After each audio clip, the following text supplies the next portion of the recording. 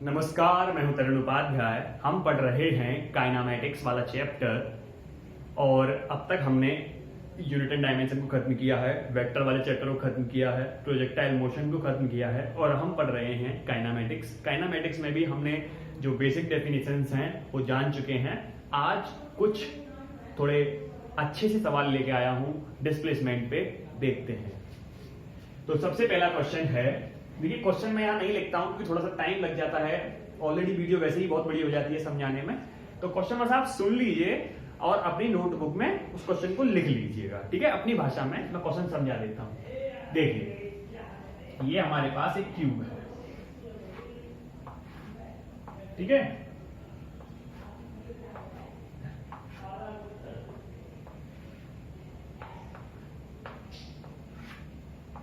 समझ गए? ये क्यूब है,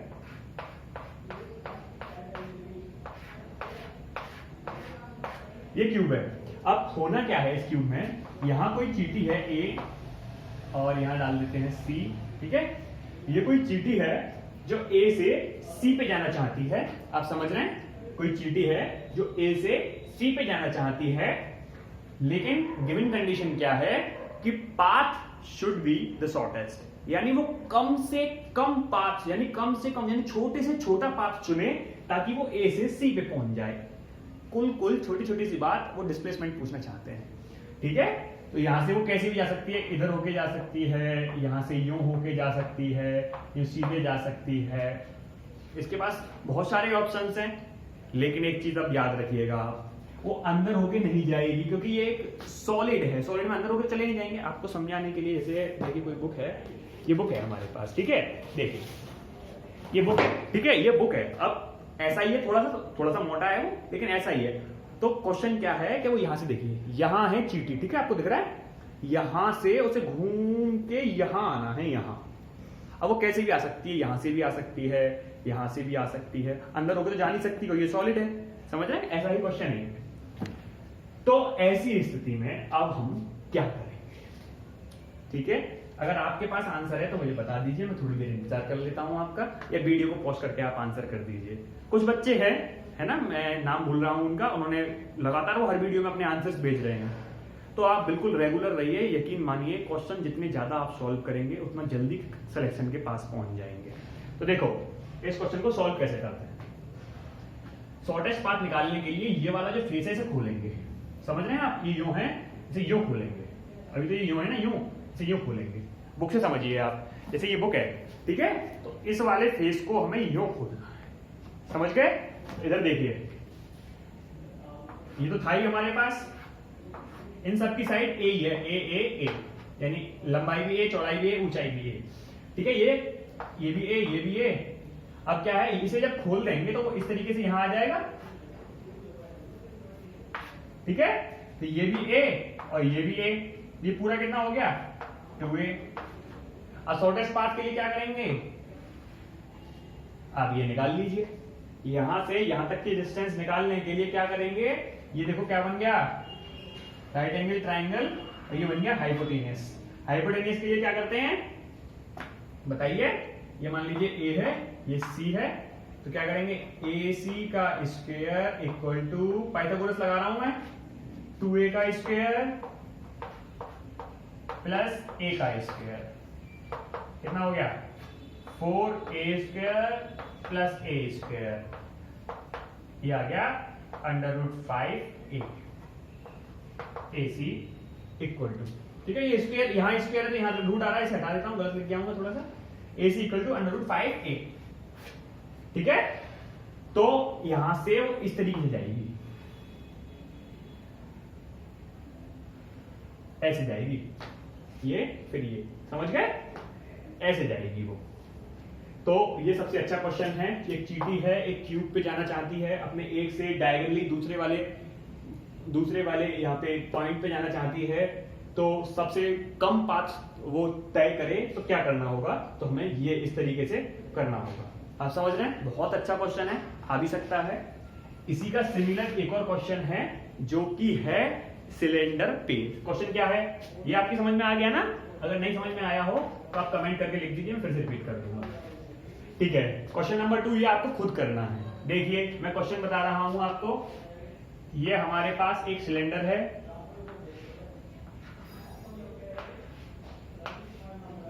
ठीक है, ये हमारे पास एक सिलेंडर है और इसके यहां पे एक चींटी बैठी है और इसे जस्ट यहां आना है। यहां पे एक चींटी है, यहां पे एक आना है और ये सॉलिड है, तो अंदर होके तो घुस नहीं पाएगी, ये सीधे सीधे तो आ नहीं सकती, वरना शॉर्टेस्ट पास तो यही है कि सीधे सीधे आ जाए, लेकिन उसे घूम के आना है। घूम के कैसे? ऐसे ऐसे आएगी ना वो,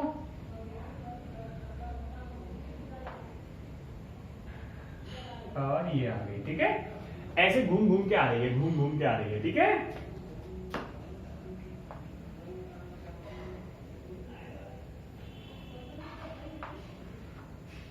ऐसे घूम घूम के आ रही है, तो आप बताइए कि मिनिमम पाथ उसका क्या हो सकता है। ये सबसे अच्छा क्वेश्चन में से एक है और क्वेश्चन वैसे ही सॉल्व होगा जैसे ये हुआ है। हिंट दे रहा हूं मैं आपको, इसे खोल लीजिए, इसकी रेडियस और दे रखी है, रेडियस और लिख लीजिए। जो इसकी रेडियस है वो है r इक्वल टू h/2π और इसकी ये भी h है, ये h है और r कितनी है? h/2π। अब आपको फाइंड करना है वो शॉर्टेस्ट डिस्टेंस जिसे वो चींटी तय करके यहां से यहां आ जाएगी, ठीक है। तो मुझे करके कमेंट सेक्शन में आप आंसर दीजिएगा। बहुत अच्छा क्वेश्चन है, मैं आंसर नहीं बता रहा हूं कितना आएगा, आप मुझे कमेंट सेक्शन में बताइए, वहीं मैं रिप्लाई कर दूंगा आपका आंसर सही है या गलत है, ठीक है। करना वही है, इससे पहले खोलेंगे, फिर आप जानो क्या करना है, डायगोनल निकालने के लिए क्या करेंगे, कैसे क्या करेंगे, ये भाई आप जानो, ठीक है। तो ये है आपका होमवर्क, करके लाना है आपको घर से, ठीक है। चलिए इसका स्क्रीनशॉट ले लीजिए, अगला क्वेश्चन हम करते हैं। डस्टर कहां गया भाई? ये वाला कलर चाहिएगा, मैं बता रहा हूं, ठीक है।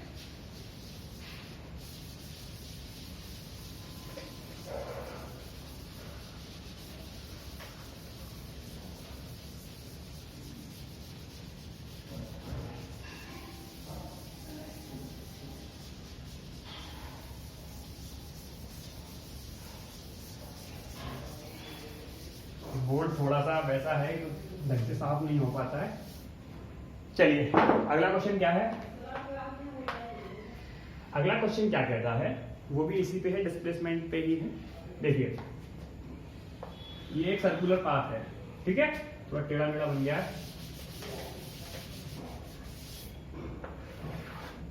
ये एक सर्कुलर पाथ है और कोई भी भाई साहब हैं जो साइकिल से इस पे चक्कर लगा रहे हैं, वो किसी टाइम पे यहां है और यहां से वो थोड़ा सा डिस्टेंस ट्रेवल करके यहां आ जाते हैं और यहां पे एक एंगल बनाते हैं थीटा।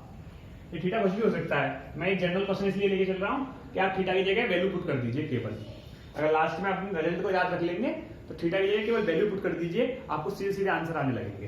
देखिए एक भाई साहब हैं जो साइकिल सर्कुलर पाथ पे चक्कर लगा रहे हैं, किसी बार वो किसी टाइम पे पॉइंट ए पे हैं, पॉइंट बी पे वो पहुंच गए हैं, थीटा एंगल उन्होंने तय कर लिया है। अब बताइए उनके द्वारा तय की गई डिस्टेंस क्या होगी, उनके द्वारा तय किया गया डिस्प्लेसमेंट क्या होगा, बताइए।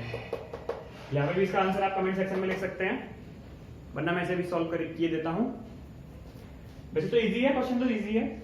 देखिए ये क्वेश्चन वैसे आ चुका है, ये क्वेश्चन इतना फेमस है कि आपको नीट में भी मिल जाएगा, जेईई मेंस में भी मिल जाएगा, यूपीटीसीटी पीजीटी में भी मिल जाएगा और आपके एकेडमिक्स में भी मिल जाएगा। जो 11-12 की एकेडमिक्स है उसमें मिल जाएगा, बीएससी में भी इवन मिल सकता है। बीएससी में जो मैकेनिक्स पढ़ाते हैं वहां पर भी यही क्वेश्चन। देखिए इससे क्या है कि आपका कंसेप्ट क्लियर हो जाता है सर्कुलर मोशन में। देखो अब यहां से यहां तक गया है इस वाले पे, ठीक है, तो ये तो इसकी सरकमफ्रेंस है।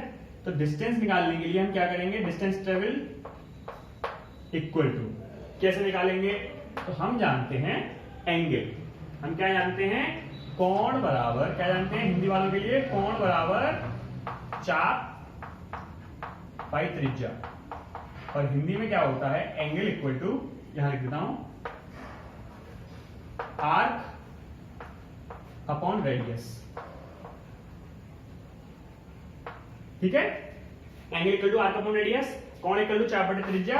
अब देखिए रख दो, बस आपका आंसर आ जाना है। हमें तो ए बी फाइंड करना है ना, ए से बी की डिस्टेंस। तो देखो एंगल कितना है थीटा, आर्क कितना है ए बी को आर्क के साथ लिखिएगा यूं, और रेडियस कितनी है मान लीजिए कि आर है, तो यहां आर रख दीजिए। तो आर्क ए बी कितना हो गया आर थीटा, आर थीटा, ठीक है। आर के भी कितना हो गया आर थीटा, यानी बंदे ने, जो साइकिल वाला बंदा है, उसने ए से बी तक जो डिस्टेंस ट्रेवल की है वो है आर थीटा, ठीक है। कोण वाला तो वही है, कोण रख देना थीटा, चाप रख देना ए बी, और त्रिज्या वही है। अच्छा अब हमें निकालना है डिस्प्लेसमेंट। डिस्प्लेसमेंट कैसे निकालेंगे वो मैं इधर निकाल देता हूं, ठीक है। डिस्प्लेसमेंट कैसे निकालेंगे,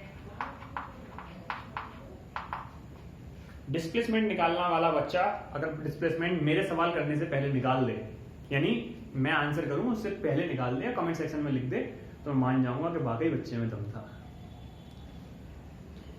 देखिए पॉज करके लिख सकते हैं। देखिए डिस्प्लेसमेंट क्या होगा, यहां से मैंने डिस्प्लेसमेंट आपको पहले ही बताया है, मिनिमम जो पाथ ट्रेवल होगा, यानी शॉर्टेस्ट जो पाथ होगा वो, तो यहां से यहां तक का ये हो गया डिस्प्लेसमेंट।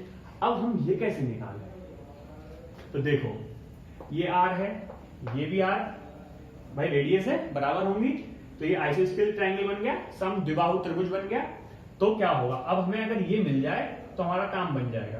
तो हम एक थ्योरम जानते हैं, क्या जानते हैं, अगर यहां से एक परपेंडिकुलर ड्रॉ करें तो एंगल हो जाते हैं थीटा बाई टू, ये वाला एंगल हो जाता है 90, और ये हो जाते हैं बराबर। ये वाली थ्योरम याद है, अगर हम यहां से आइसोस्केल ट्रायंगल पे उसके सामने डालें, परपेंडिकुलर ड्रॉ करें, तो एंगल हो जाते हैं थीटा बाई टू, और ये दोनों इक्वल हो जाते हैं, ठीक है। तो देखो अब इस वाले ट्रायंगल में देखो, यहां मान लीजिए ओ है, चलो ओ तो यहां मान लेते हैं, इसे कुछ और मान लेते हैं, डी मान लेते हैं, डी। अब इस वाले ट्रायंगल में देखिए, इस वाले में ये थीटा हो गया, थीटा के सामने परपेंडिकुलर होता है, ये हाइपोटेन्यूस हो ही गया, तो हम जानेंगे साइन थीटा। लेकिन यहाँ थीटा की जगह कितना है थीटा बाई टू, समझ में आ रहा है मैंने थीटा बाई टू क्यों लिखा है, साइन थीटा बाई टू ही है ना, यहाँ थीटा की वैल्यू थीटा बाई टू है, साइन थीटा बाई टू का फॉर्मूला नहीं लिख रहा हूं मैं, यहाँ मैं लिख रहा हूं साइन थीटा बाई टू, यानी थीटा की जगह थीटा बाई टू पुट किया है। तो साइन थीटा इक्वल टू कितना होता है, परपेंडिकुलर यानी नॉर्मल अपॉन हाइपोटेनियस, अरे लंब बटे कर्ण, हिंदी में लंब बटे कर्ण होता है साइन थीटा इक्वल टू लंब बटे कर्ण, और इंग्लिश में होता है परपेंडिकुलर अपॉन हाइपोटेनियस। तो देखो यहाँ परपेंडिकुलर कितना है, ये एडी अपॉन हाइपोटेनियस कितना है आर, हमें चाहिए एडी कितना हो गया R sine theta by two, ठीक है, R sine theta by two. अच्छा हम क्या जानते हैं, ये और ये इक्वल है, तो ए बी कितना हो गया, A B equal to 2AD, गलत लिख रहा हूं क्या, सही लिख रहा हूं, सही है ना, ए बी निकालना है, वो डबल है किसका, एडी का, बस 2 पर मल्टीप्लाई कर दीजिए, 2R साइन थीटा बाई 2। अगर आप ये वाली वैल्यूज याद कर लें तो आपका ये वाला क्वेश्चन 1 या 2 सेकंड में हो जाएगा। मान लीजिए उस बंदे ने एंगल जो है वो 60 डिग्री ट्रेवल कर लिया है, तो देखो यहां 60 रख दो, 60 अपॉन 2 30, साइन 30 1 अपॉन 2, आर की वैल्यू रखेंगे, फट से आंसर आ जाएगा, फट से आप टिक कर देंगे, आपको इतना सॉल्व ही नहीं करना है, बस आपको याद रखना है displacement 2R sin theta by 2, distance R theta, displacement 2R sin theta by 2, distance R theta, बात खत्म। इतनी सी बात है जो आपको समझ लेनी है, ठीक है। तो ये डिस्प्लेसमेंट के 2-3 क्वेश्चन हैं और बहुत अच्छे क्वेश्चन हैं, आप इन्हें करिए। और एक क्वेश्चन मैंने आपको होमवर्क में दिया है, उसका आंसर कमेंट सेक्शन में लिखिए और मेरे साथ बने रहिए। बस ऐसे ही हम धीरे धीरे आगे बढ़ेंगे, पूरा सिलेबस मैं आपको कराऊंगा, चिंता मत करिए। अगर आपने पूरा सिलेबस कर लिया है तो प्रैक्टिस कर लीजिए यार, सिलेक्शन के लिए तो जितनी ज्यादा प्रैक्टिस करें उतना कम है, ठीक है। मिलते हैं नेक्स्ट वीडियो में, तब तक के लिए आप प्रैक्टिस करते रहिए। मैं तरुण उपाध्याय आपकी खिदमत में हाजिर हूं।